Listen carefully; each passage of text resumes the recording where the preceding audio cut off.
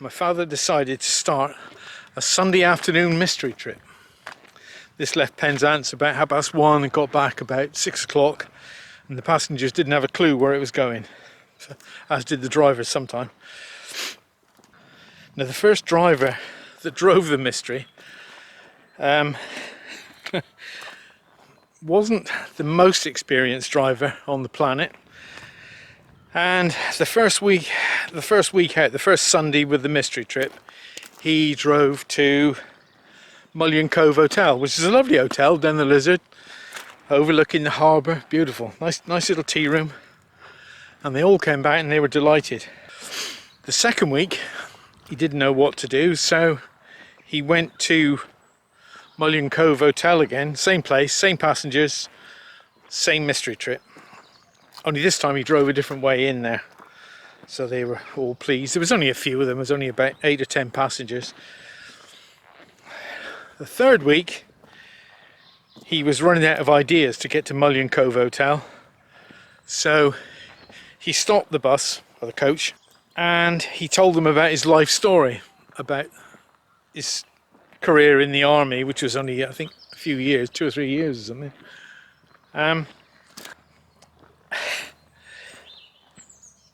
So then the following week he still couldn't think of a new place to go, so he drove to Mullion Cove Hotel, but on the way there, because he was running a bit early, he'd already told them his life story and he's already done all the different roads.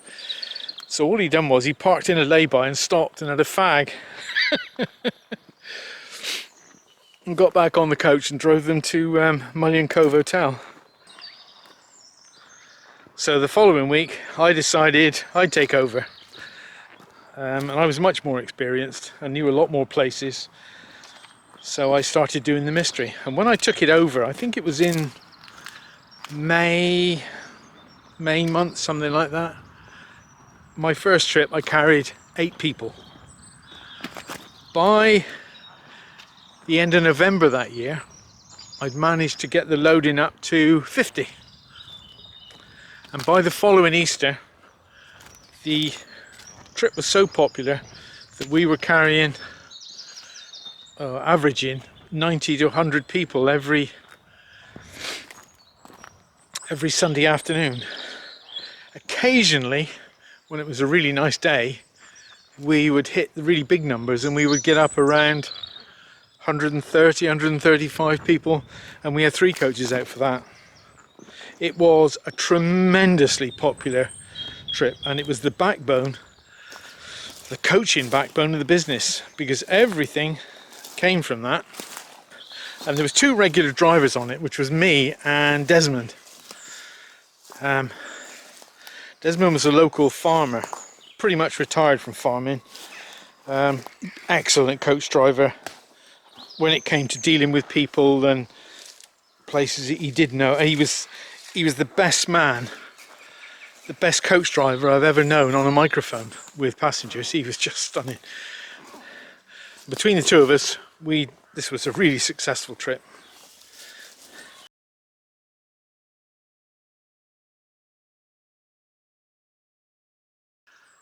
We took on a new school contract, and Desmond went as, shortly after it started, Desmond went as the driver, the regular driver of it.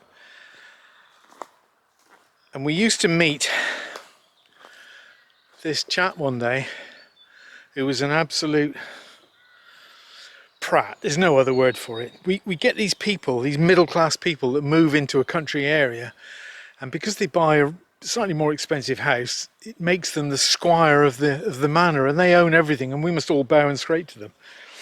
And this chap, when he used to meet the school bus, he used to just do all this, get back out of my way, and it was up to the driver to get out of the reverse, out of the this chap's way.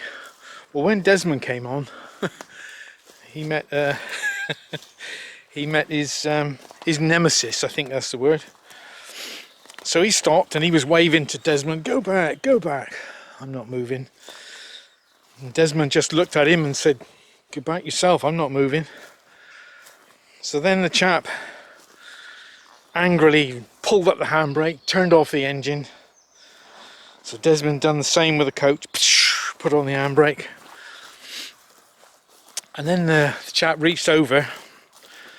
This is a little country lane in the middle of nowhere, two opposing each other. So the chap reached over and got some papers, and he started reading them, you know, as if to say, I couldn't care less, move when you want, I'm busy. So Desmond got out of the coach and he went to the car and he tapped on the window and he said to him, can I read those when you finish with them, please? Which was a classic line. Anyway, eventually this chap with the car reversed back, and we never had any trouble. No one ever had any trouble with him ever again. He always gave way to us. Another famous Desmond story that I tell everyone, he booked himself a job, and it said in the diary, you know, where all the jobs are listed, it said Desmond's job, pick up Penzance, drive around the north coast, go to John Beck's for fish and chips, bring them back. It had the price, and it had 53-seater, and it had down Desmond must drive. It's his job. So, middle of the afternoon, I was doing another job, and I was driving across the bypass with an empty 53-seater. And I saw Desmond coming towards me, driving a 45-seater, and his arms were waving and the lights were flashing. So, I went up round the roundabout and pulled up behind him. I said, what's the problem, Des? And he said, I forgot that job was for a 53. He said, I've only got the 45-seater. I said, oh, how are you managing? And what he'd done was he'd been home and he'd got all his wife's kitchen chairs and he put them all down the centre aisle of the coach, and that converted it from a 45 to a 53-seater. These people have been riding on this coach trip, sat on the dining chairs in the aisle of the coach. God knows how we were in business. But such was Brookside back in those days.